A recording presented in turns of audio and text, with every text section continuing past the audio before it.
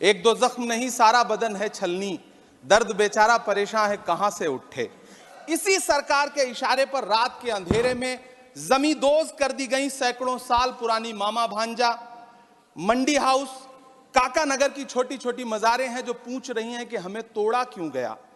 Abu Dhabi जाकर शेख जायद मस्जिद में मुस्कुराते हुए सेल्फी लेने वाले प्रधानमंत्री जी को मेहरौली की 700 साल पुरानी अखूंजी मस्जिद के टूटने की चीखें क्यों नहीं सुनाई पड़ती। उपसभापति महोदय, मैं डीडीए द्वारा उजाड़ी जा रही दिल्ली की दास्तान और कुछ ऐतिहासिक इमारतों की चीखें लेकर आपके सामने खड़ा हूं।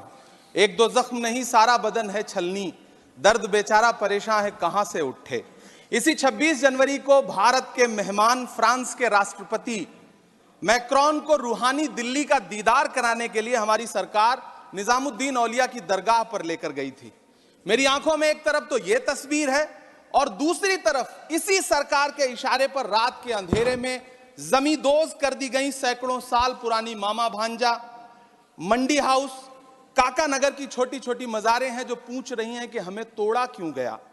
उपसभापति महोदय, अबू धाबी जाकर शेख जायद मस्जिद में मुस्कुराते हुए सेल्फी लेने वाले प्रधानमंत्री जी को मेहरौली की 700 साल पुरानी अखूंजी मस्जिद के टूटने की चीखें क्यों नहीं सुनाई पड़ती। डीडीए के अधिकारी सुबह 5 बजे अंधेरे में मेहरौली में एक मस्जिद, बच्चों के पढ़ने का मदरसा और एक मंदिर को जमींदोज कर देते हैं। जो डीडीए 1957 में गठित हुआ वो अपनी पैदाइश से कई सौ साल पहले पुरानी मेहरौली मस्जिद को अतिक्रमण बताता है। क्या विकास प्राधिकरण संसद के बनाए हुए 1991 वर्शिप एक्ट को नहीं मानते? संसद से 4 कदम की दूरी पर मौजूद सुनहरी बाग मस्जिद, जिसका सैकड़ों साल पुराना इतिहास है, जिसके सहन में कभी संविधान सभा के सदस्य इंकलाब जिंदाबाद का नारा देने वाले मौलाना हसरत मोहानी बैठा करते थे, वो आज एनडीएमसी को अतिक्रमण नजर आता है। जिस मस्जिद को लुटियन बसाने वाले अंग्रेजों ने नहीं ढहाया, उसे एनडीएमसी और डीडीए उजाड़ना चाहती है। आखिर कब रुकेगा यह सिलसिला? तुझको कितनों का लहू चाहिए अर्ज़े वतन, कितनी आहों से कलेजा तेरा ठंडा होगा। दूर कहीं अशफाकुल्ला खान, बीर अब्दुल हमीद, ब्रिगेडियर उस्मान की रूहें क्या सोचती होंगी? जामा मस्जिद की वो सीढ़ियां क्या सोचती होंगी जहां खड़े होकर कभी मौलाना आजाद ने लोगों को अपनेपन का यकीन दिलाया था। गैजेट, हेरिटेज, सैकड़ों साल का वजूद क्या हमारी संस्थाओं के लिए कोई मायने नहीं रखते?